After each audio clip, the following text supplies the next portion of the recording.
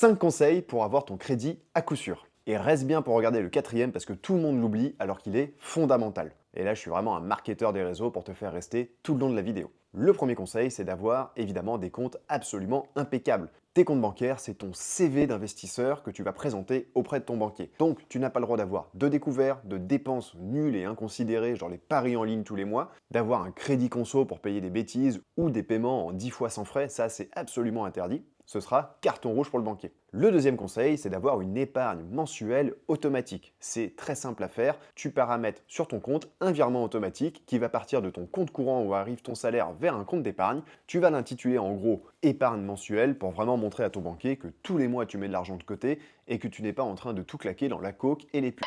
Troisième conseil, avoir une présentation impeccable quand tu vas voir ton banquier. Tu dois arriver devant ton banquier avec un dossier bien monté, clair, simple et efficace, avec tous les chiffres qui l'intéressent et tous les documents nécessaires pour qu'il puisse monter le prêt et qu'il puisse comprendre qui tu es exactement. Montre-lui que tu es un professionnel de l'investissement et que tu n'es pas juste un touriste qui a vu de la lumière et qui vient quémander un peu d'argent. D'ailleurs, si tu as besoin d'aide pour avoir un modèle de dossier, commente dossier sous la vidéo et je t'envoie un modèle de dossier bancaire qui a fait ses preuves pour moi pour plus d'une dizaine d'achats et qui marche très bien avec nos élèves de la JM Academy. On a même un entrepreneur chômeur qui vient d'avoir un financement pour 240 000 euros, pas plus tard qu'hier. Quatrième conseil qui est fondamental et pourtant on l'oublie très souvent, c'est de présenter un projet qui soit rentable et qui soit intéressant à financer. Beaucoup de gens n'arrivent pas à avoir des financements mais en fait ils ne se posent pas la question de savoir si leur projet est bon ou pas. Alors que fondamentalement le banquier va regarder ta situation et ton projet. Si tu présentes un mauvais projet, tu es sûr que tu ne seras jamais financé. C'est pour ça que tu dois vraiment être consciencieux et avoir le meilleur projet possible, qu'il soit rentable, qu'il ait de la plus-value,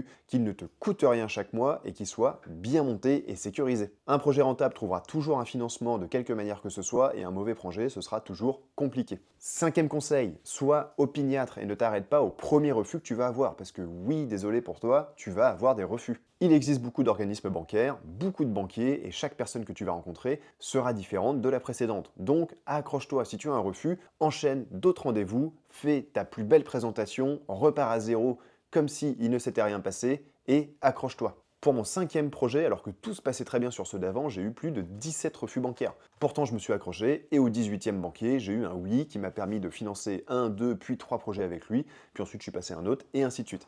Il faut être super résilient quand tu cherches un prêt et vraiment s'accrocher. Si ton projet est bon, tu vas réussir à trouver un partenaire. Alors, accroche-toi, commande dossier sous la vidéo si tu veux notre modèle de dossier bancaire qui marche à tous les coups et bon courage.